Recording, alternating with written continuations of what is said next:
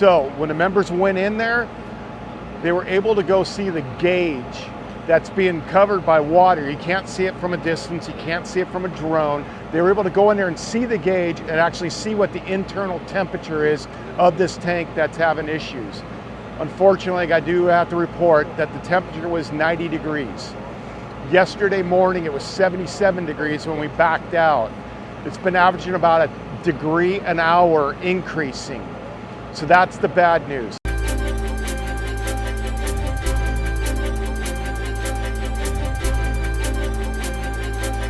So we still have the two plans, right, that we were handed this incident off to us. Does it rupture and spill, or does it blow up?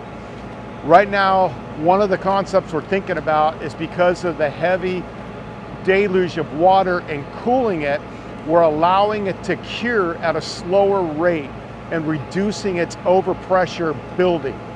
It's one of the thoughts. So like an ice cube that freezes from the outside in, this stuff cures, it heats up and cures from the outside in.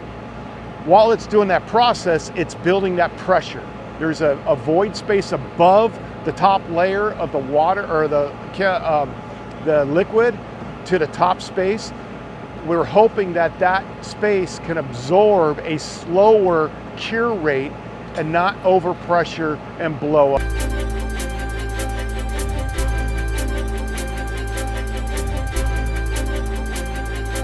This thing just fail and blow up is unacceptable to us. Our goal is to find something and not allow that happen, not let it damage our community, not let it damage our environment. That's unacceptable. So we're going to continue with that out-of-box thinking, come up with those other plans. Concurrently, we're working on how do we respond to this thing should it fail. So we have very aggressive plans being developed for contingency for fire emergency, for medical emergencies, which should be limited because thankfully you have followed our direction and removed the life safety hazard of this by evacuating. The only life safety hazard now is our firefighters and our police officers and that chemistry team going down range. That limit.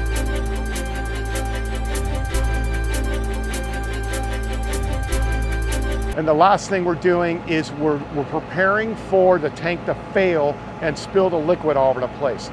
We're going to try to establish some diking and damming and divert it to a spot that could be a holding area. There's a trailer offloading spot, if you're familiar with that, at commercial buildings. It kind of goes downgrade. We're looking for places that we can push this fluid should it fail and try to prevent it from getting into our storm drains, our river channels, and ultimately into the ocean, doing an environmental disaster.